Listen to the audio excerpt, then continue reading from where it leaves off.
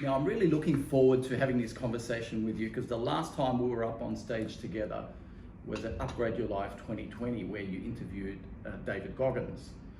And I remember that there was 400 people, so it was quite an intimate event by your standards. 400 people turned up to watch and listen to David Goggins, but I reckon all 400 walked out talking about Tom Panos. On that note, before I introduce Tom to the stage, who will become your new best friend as well, let's take a look. My purpose is very simple. Make an impact while I make an income. That's my mission statement. And it works. Tom Panos is probably Australia's best real estate coach. Tom is one of the most prolific auctioneers in the marketplace. Sold! Congratulations! When you are making money, you become cocky. Instead of being client-facing, you're sitting at a Porsche dealer looking to get a car. Nothing breeds failure like success. Ideas without execution are delusion. At the end of the day, you'll be rewarded for action. I'm fearless. Not much scares me. We're dying every day. We're coming closer. There's nothing to protect. You're already going. So what do I say? Come with me. Play big. Ladies and gentlemen, please welcome my friend Tom Panos.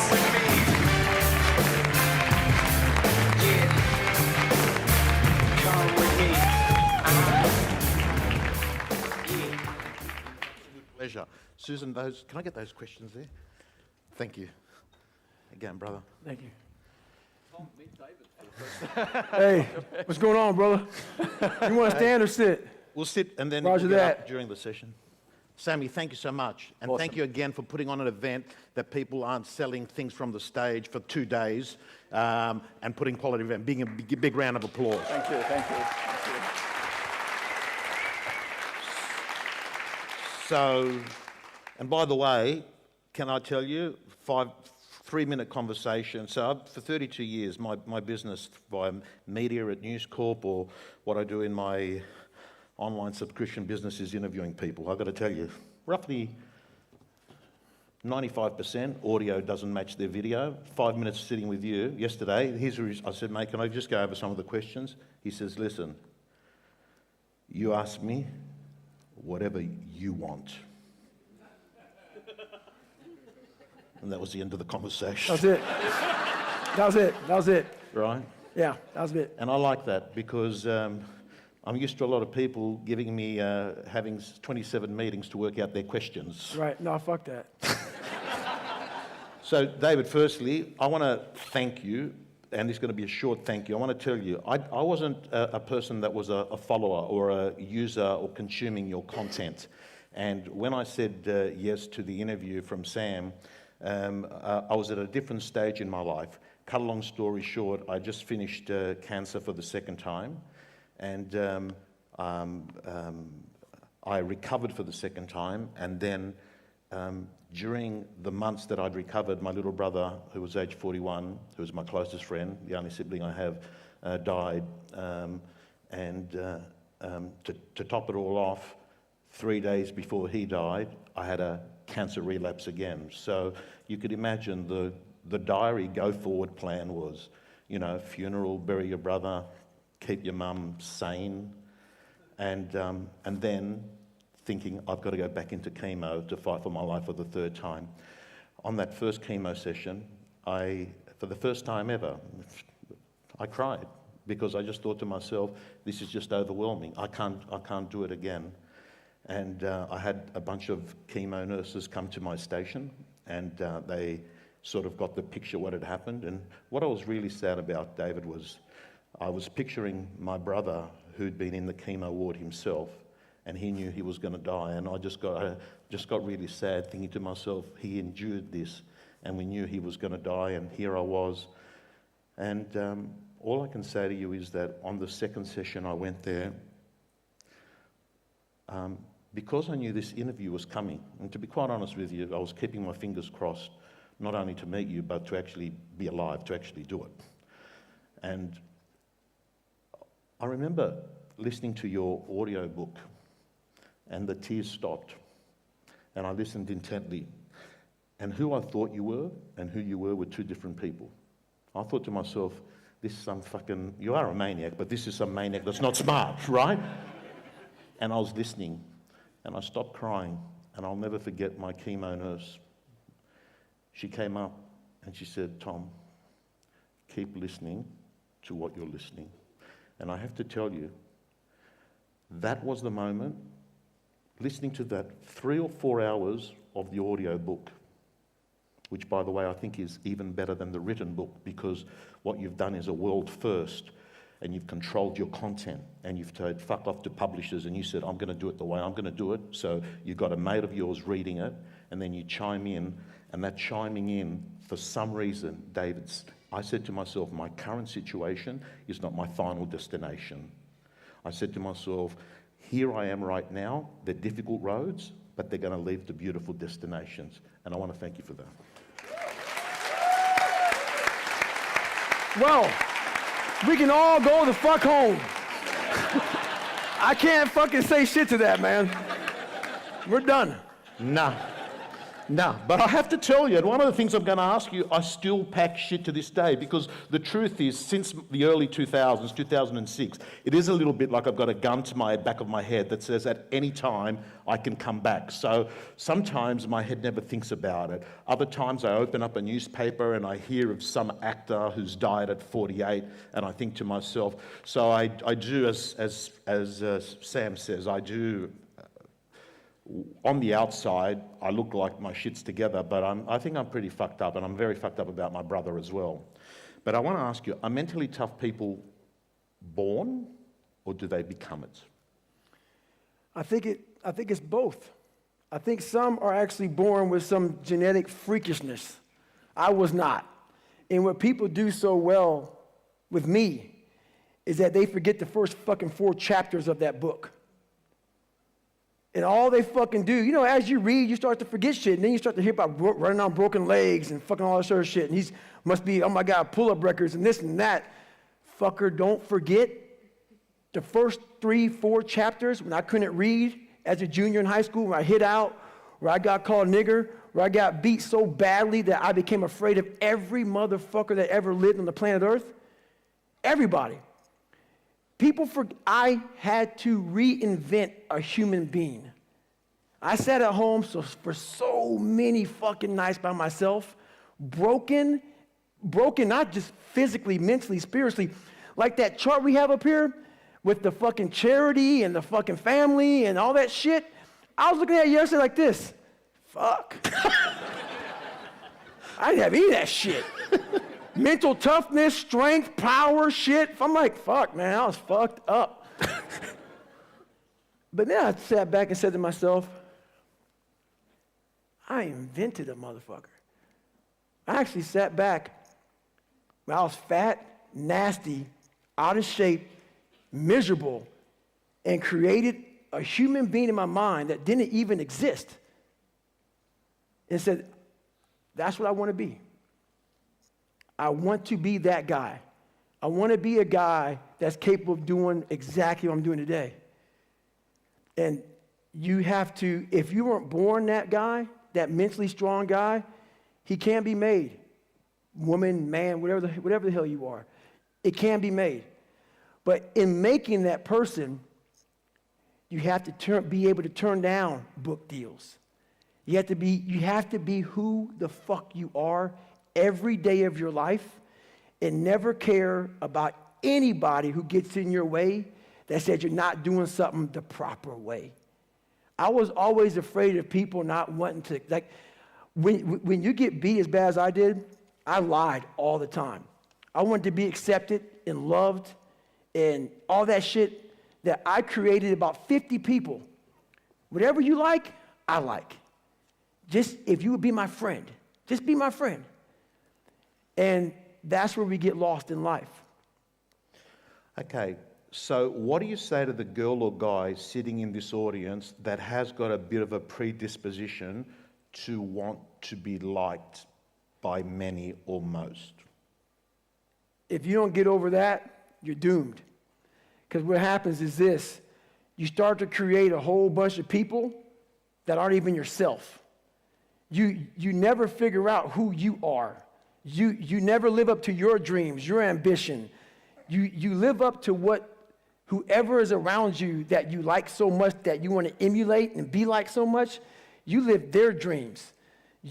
So you lose your power.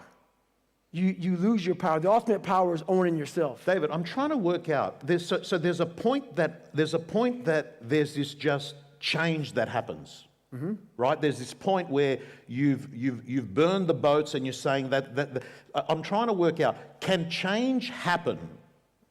Can change happen if you don't have total darkness? Because you've had you were, for those of you, for nearly everyone here would know, terrible upbringing, a father that assaulted mother. Your first half of your life sounds extremely challenging. You had a disadvantage to start off with, right? But what if there's people that haven't had darkness? Can they actually do a change? They can. And I get that question a lot. While it helps you, it also hurts you to come from darkness, because why? It's easy for me to sit back and say, you know what? Poopy pants mentality. I want to sit back and let the world take care of me now. And that's what I'm talking about. Don't play sick too long. While my childhood was so messed up, I played sick way too long, and I almost lost tons of opportunities by playing sick. Because it feels good to play sick. My dad beat the fucking shit out of me, man. I couldn't read. I can't read. You know, when I was a junior in high school, I couldn't read. If you live that life, it feels good for people to, oh, man, you know, that's just David, man. He's just not real smart, and he had a bad life. And you get a get-out-of-jail-free card. That's nice. It sucks doing what I had to do to get here today. That was not fucking fun. That darkness is not, there's nothing that dark to drive me to the places I had to go to become successful. On the flip side of that, if you come from a silver spoon family, you have to realize that. You have to realize, fuck, there's people out there like David Goggins who had nothing, fucking nothing. And I've had all this opportunity in front of me, and I'm a loser. I'm not shit. So what does that say about me? The conversations are very similar. You have all this opportunity, and you've gone nowhere with it. I'm at the bottom of the barrel, and it could take me a lot longer just to get where you're at for the starting line, to be fair. So yeah, it's just how you look at the life. Can I ask you, there are people sitting in this room that have had similar backgrounds. Their parents in many ways didn't do, they could have been better in the way that they went about the job as a parent.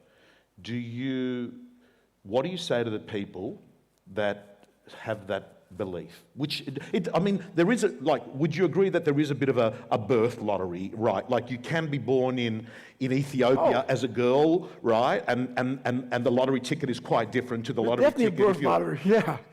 I didn't win that motherfucker. I lost big time. So what do you say to those persons? Because can I get a show of hands? Who's had, would you say, a challenging upbringing? Get a show of hands. So there's maybe about 30%, 20%. Right. What do you say to them? About their challenging upbringing? Yeah, letting go. Are you still pissed off with your parents, with your dad? Not at all. So my dad's dead. When did he So die? I didn't talk about, he died about 4 or 5 years ago. I didn't go to the funeral. I didn't talk about it in Can't Hurt Me. And everybody asked me, what happened to your dad? What happened to your dad? I'm going to tell you what happened to my dad. So, as you know from Can't Hurt Me, he beat the living shit out of me, my brother, my mom. Horribly. Did you fight back against your dad when you were... Yes, and that's what knocked the courage out of me. So this is where the voice got real loud for me. I would sit back and watch, so one episode, my mom got knocked out top of the stairs. My dad got her hair, drug her down the stairs by her hair. And this is after she took me to the hospital. So I had a really bad earache. Ears were bleeding. I was about 7 or 8 years old. And how this came to be was my dad would always play these mental warfare games. And this is the worst whipping I ever got in my life. Even talk about it kind of fucks me up a little bit. So what he would do is the staircase goes up, and off to your left was his room, off to the right was my room and my brother's room. You wrap on the staircase, and you go in this room. He was a fucked up dude, really crazy guy. He had mirrors all on the ceiling for sexual acts, what the fuck he was doing in there, but it's crazy dude. Everything about him was wired wrong. So what he would do is he would make sure that his bed was here and the door would be behind us. So we would have to take our clothes off. And this is after I went to the hospital to get my ears checked out. And lay over the bed, butt naked. And I hear in the hallway this stuff going on. My mom and dad are arguing, fighting, because my mom broke the rules. We're not going to the hospital. We had no insurance. So my mom said, David is going to go deaf. So she took me, broke the rule. I had to go upstairs and wait for my whipping for having fucked up ears. So this is where you don't know what the fuck is going on in life, where you get in trouble for having something happen to you. So your mind's all wired fucked up. So my mom was getting her ass beat outside. The door is shut. The lights in the room are down, like off. That's how he wanted it. My back's facing the door. I hear this going on. He walks in, drunk, takes his belt off, and don't know if it was on purpose or accident.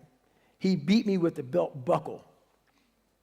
So the next morning I wake up, or I'm in the bed, my mom, it's time to go to school. And I hardly went to school because we worked at Skateland, the skating rink. And this is when I started fighting back. My mom pulls the covers off me, and she looks at my body from the beating. She didn't know how bad it was. I was black and blue from my neck down to my ankles. And she had to write a letter to school saying that David cannot participate in PE today, because you gotta wear shorts and a t-shirt. And also bruised up. And her look on her face fucked me up so bad. If you look at the VFW ward, it's on that video when I'm broken down, crying and shit. Haven't cried in 30 years. And for some reason, I get this award, I turn around and look at her. It wasn't like she was the best mom in the world. When I looked back at her, I saw that face. I went right back to when she pulled the covers off me. The look on your mom's face when you see your shit that fucked up, it haunts you. So the next time my mom got in a scuffle with my dad, I fought back. And when I fought back, it was game on for me. I got beat the fuck down. And he beat me so bad every time I fought, because his voice would say, go cower. My brother would go cower in the room and shut the door. I started staying there and fighting. But what happened was the fear grew more and more, because his voice said, help your mom. I'm like, fuck that, man, I'm scared. Help your mom. I'm scared. And then you go into the war zone because that voice is so strong saying, get in the fight. And you get in the fight and you get fucked up. But over a period of time, what happened was my father got scared of me.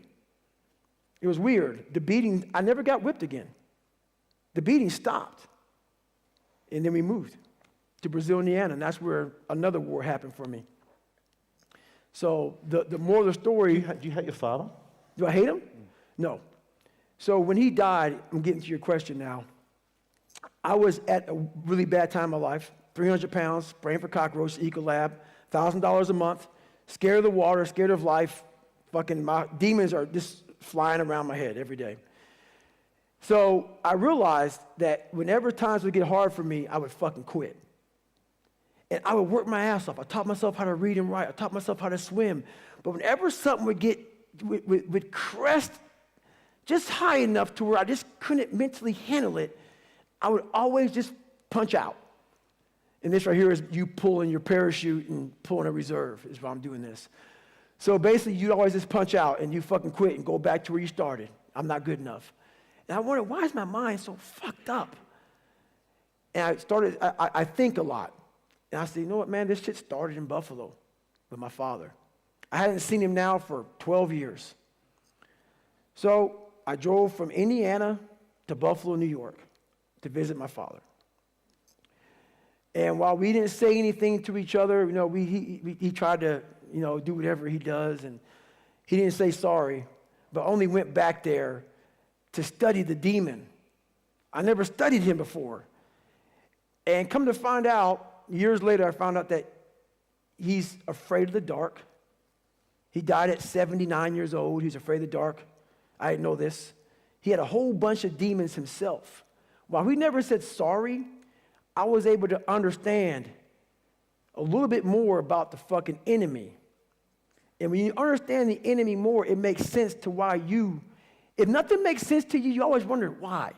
So those demons keep on flying around. I knew why. His dad beat the fuck out of him. Bad. The stories I heard were so horrible. My brother got the stories and relayed them to me. So I did my research. So never fear something until you do your research on it. So David, you went back there with a curiosity mindset. You went there to study. Right. Study that. And I'm curious now. So what you're saying is, did it help you? Have you forgiven him? Yeah, I don't give a fuck. Seriously. I don't know if I forgave him. I understand. Why do I understand? Because so many people look at me now as who I am. Like, man, it's fucking hard.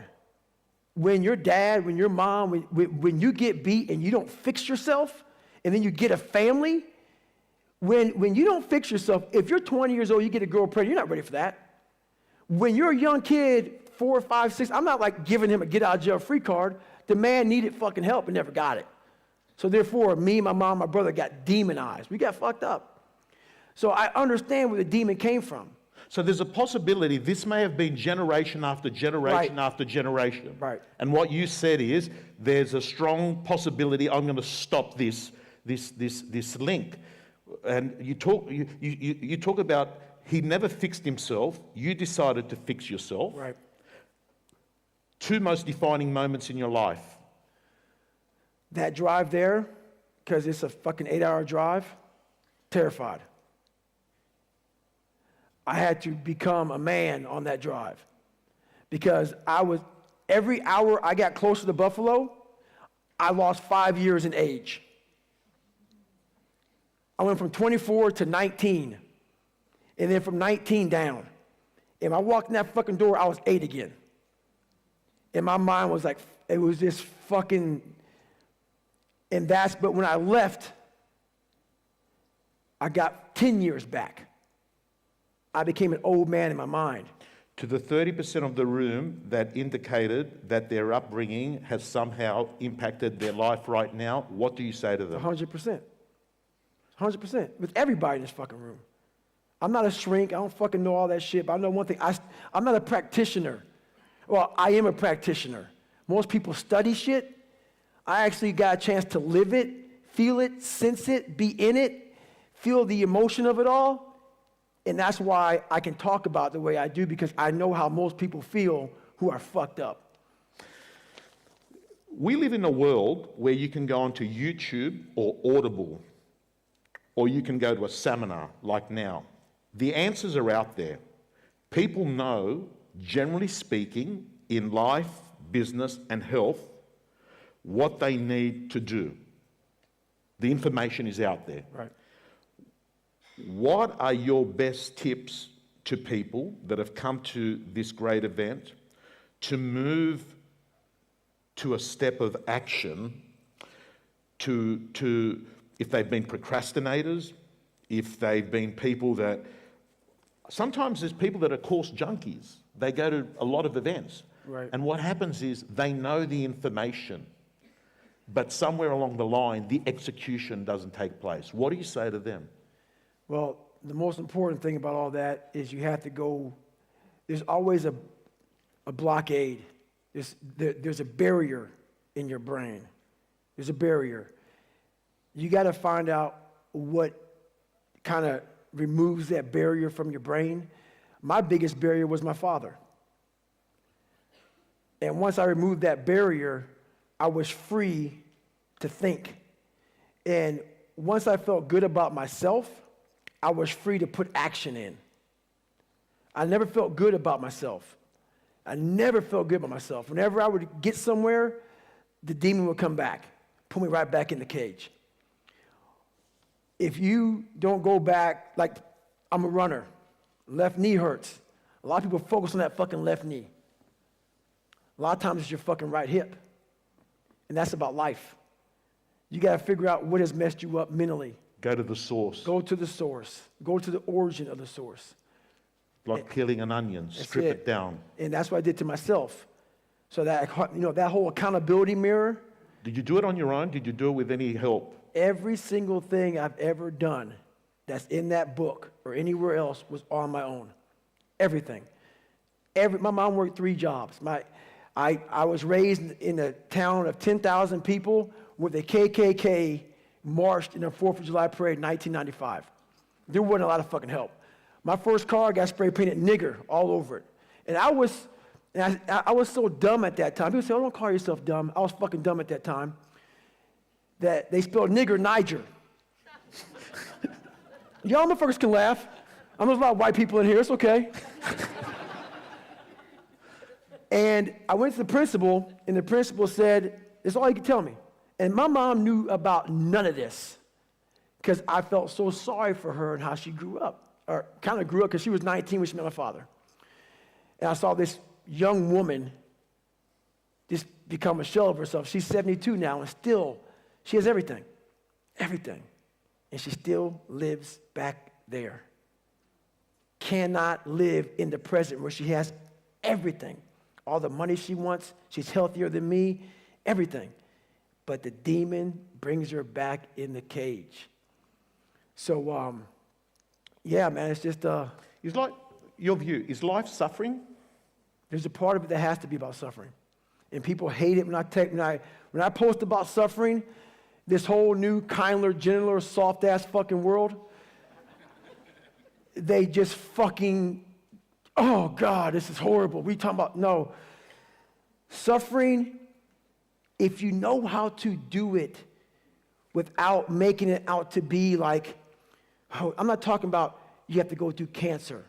But I guarantee one thing, man, I bet you're a better motherfucker mentally if you look at it the right way. Everything I went through in my life, every bad fucking thing I went through in my life, the 2 heart surgeries, all the name calling, everything I went through.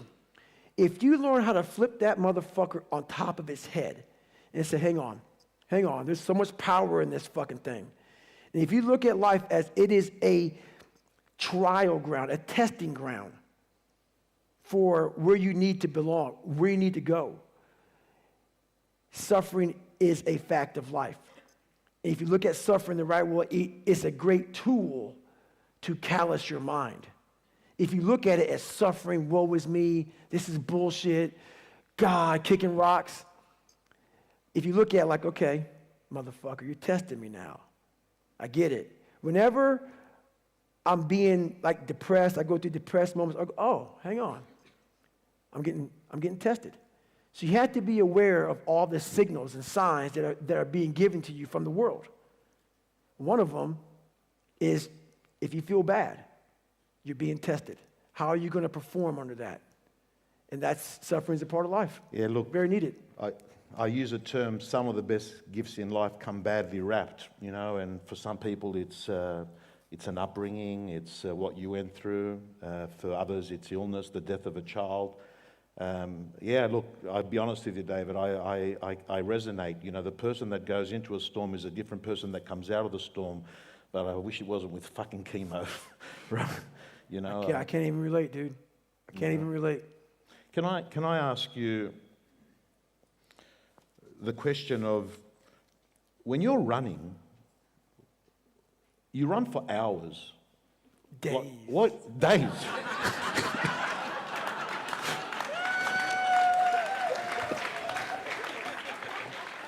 Fuck. Okay, so... Fucking days, dude. So, near my house there's a thing called the Bay Run. Obviously, it's not very far. It's 10 minutes from here. It's 7 kilometers, and That's cute.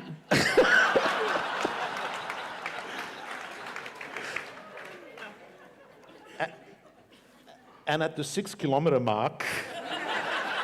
Don't do it. Don't. So what the fuck do you think of for fucking days?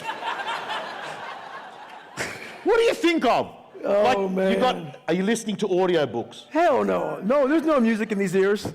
No music in these ears. What's going through your mind? Honestly, So many things. But I'm able, man, you know how Stephen Hawking, brilliant mind, right? In a wheelchair, one of the smartest men to ever live. I have a mind that's very different than most people. And I have about, while I'm sane, so don't take it, oh my God, David said like 4 personalities. I'm able to realize I'm gonna be out here for fucking 70 hours. I'm able to go to a place that's so fucking gone, I become a robot. An actual robot. Seriously, I know it's like, you're fucking nuts. No, I become a robot. I don't think, I don't fucking nothing. I just move. I let time go. Okay, fucking, it's 6 kilometers, right? And I'm no robot. Right. Is there a hack? Is there something at 6 kilometers where I just go from fucking Tom Panels to robot? Is there something? The time is too short. There's no robot in there, man. It's just sucking the fuck up. Like, there's no robot mode in 6 kilometers, you know what I'm saying? Like a 7K. It's like, you just gotta go out there and get it. There's no magic trick to that one.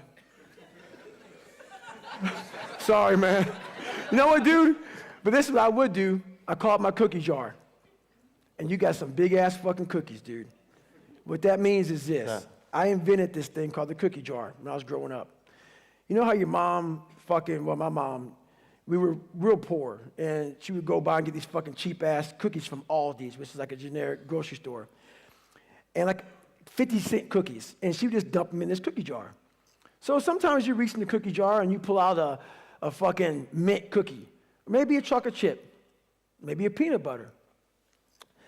So my cookie jar is, we forget how badass we are in hard times.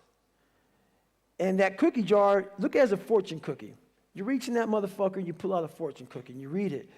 What we do in life is, we've all gone through suffering. We've all gone through hard times, and we've made it. But when you're in the midst of suffering, what our mind does is this. You think about the now, and there's no strength in it. God, I'm going through cancer. I'm going through this. I'm going through that. What I've learned to do in hard times is take a step back, give myself, it's called my 1-second decision. I take a step back before I want to quit something, before something gets hard, I say, hang on there. You were one of 5 kids in an all-white school and got called nigger every fucking day. You taught yourself how to swim, how to read and write. You went through 3 fucking Navy SEAL Hell Weeks. You went through Ranger School. You went to Delta Force selection twice. You've run 200 miles. You've run 256 miles. You've done 4,000. Those are cookies. When you're running fucking a 7K while we laugh about it, it's all relative. And you're fucking hurting. You've had cancer 3 fucking times. And you're here. It's a big fucking cookie, man. So you reach in your fucking mental cookie jar, you pull that motherfucker out and you read it. Lost my brother. Cancer. Well, not once, not twice, 3 times. I'm still fucking here. And I'll know the rest of your life, that's just a snippet of what I fucking know. So that's what I do when times get hard, is I remind myself I'm a bad motherfucker. Let's go for a fucking run.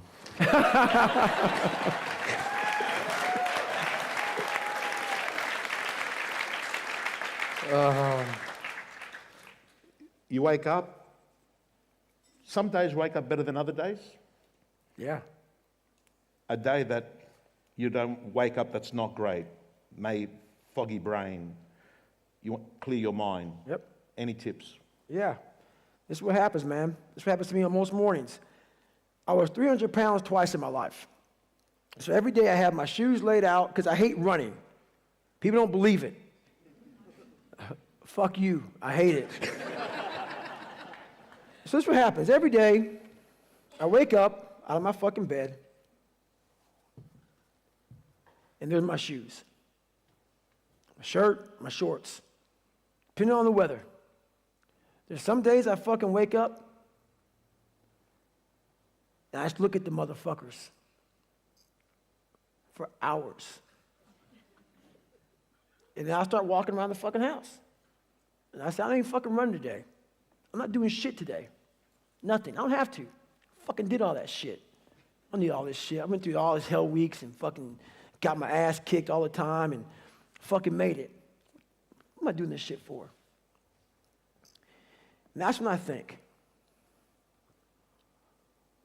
I got 2.3 million followers on Instagram. This ain't about you anymore, motherfucker. This ain't about your fucking ranger schools and getting beat as a kid and shit. You have an obligation, not to yourself, but to everybody out there that is touched by what you do as a human being. While nobody knows what I'm doing, no one is videoing me and shit, I am a virtual trainer mentally, because there's a lot of people out there saying, man, David Goggins is fucking getting after it today. And if I wake up one morning and don't fucking do that, I go back to that David Goggins who lied about being who he wanted to be. So my thing that keeps me going every day is my mission in life. While I did not choose it, I'm an introvert and I fucking hate what we're doing even right now, is to always stay the fucking course. You man the fuck up every fucking day of your life because you know exactly what it is to not man up. I've done that too many times in my life. So that's what keeps me going. Give him. Because the truth is, David, the truth is that from a financial point of view, you probably don't have to do this. So why do you turn around and take that responsibility on? Because you're saying that, hey, I don't want to get off and run, but I know I've got 2.3 million people. I've got a bunch of people that are looking at it. You could walk away from it. Why do you do it? Because I know that's the only place where growth happens. It's the only place, man. I'll never forget when I was younger and I lived in a $7 a month place and it fucked up. Everything was jacked up. I had a pair of jeans and I'll never forget this as long as I live. You know, first day of school, people go school shopping, right? Week out, 2 weeks out, maybe a month out. We didn't have any money to do that. So I had this pair of jeans that the inside of the pocket was green. The inside of the pocket was green. And I wore them almost every fucking day. So what I did for the next year of school was I cut that pocket out so the green would show, so it looked like a new pair of jeans. All I wanted was money. All I wanted was a nice car, was a nice home. And the second I got the fucking money to do it, I realized this is bullshit. That's why I don't own a car, I don't own a place, I don't own shit. You will see me wearing the same fucking shit every fucking day. I don't hide none of that, nothing. Nothing. What I realized is all I wanted in my life was look at that fucker in that accountability mirror and be proud of. And everything else went away. While you need money to be successful, you need money to live, you need money. Money does buy a form of happiness because without it, you're fucking miserable. But once I realized it doesn't mean shit. It doesn't mean shit for me. What makes you happy? Achievement, reaching goals, accomplishing things that I thought were impossible to accomplish. Because while I don't smile all the time, there's this feeling inside of me that very few people have. Very few people have. Because when you come from where I came from, nothing, and you make something out of nothing, the feeling stays with you all day fucking long. And it allows you to be who you want to be in front of anybody. So that's... Listen, and by the way, can I just say, last night when I left here and I went home and I spent an hour or so watching a Joe Rogan podcast with you. Yeah. And then you've done 2 with him. Right. And I noticed that on the second one, you definitely smile a lot more than the first one. Right. Have you noticed that? I noticed that with Joe. Me and Joe were decent friends. And for me, it takes a long time to get there. So I don't trust a lot of people. You trust Joe? I trust Joe huge. Because because we've had the real conversations. A lot of people live on the surface, man. They tell you all this bullshit, like Instagram. It's bullshit. A lot of people are just full of shit, man. I couldn't stop laughing as I was falling asleep last night. I was listening to it. You asked him, how much do you weigh? He responded, 200 pounds. And I think, you said 200, yeah. I And he think said, so. fuck, you're a thick dude, mate. You thick motherfucker. Thick motherfucker. Listen, and by the way, I'm going to come to an end in this because I'd love to get Sam to facilitate a bit of stuff here. I will just say this. Yesterday, on YouTube, there's comments underneath. People comment on the video. Right. I cannot get over the amount of people, David, that didn't just say, great interview, best ever on Joe Rogan.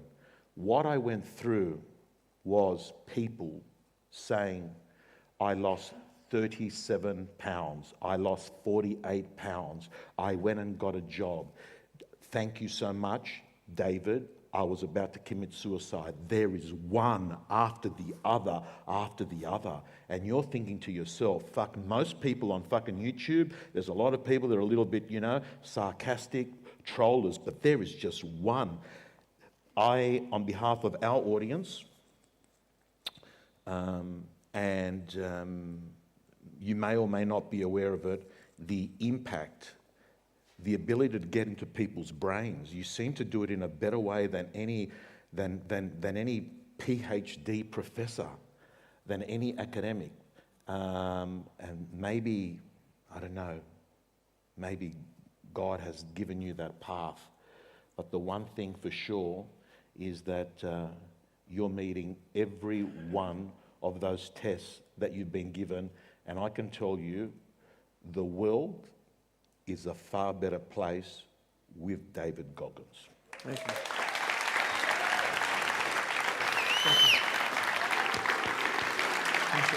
Thank you.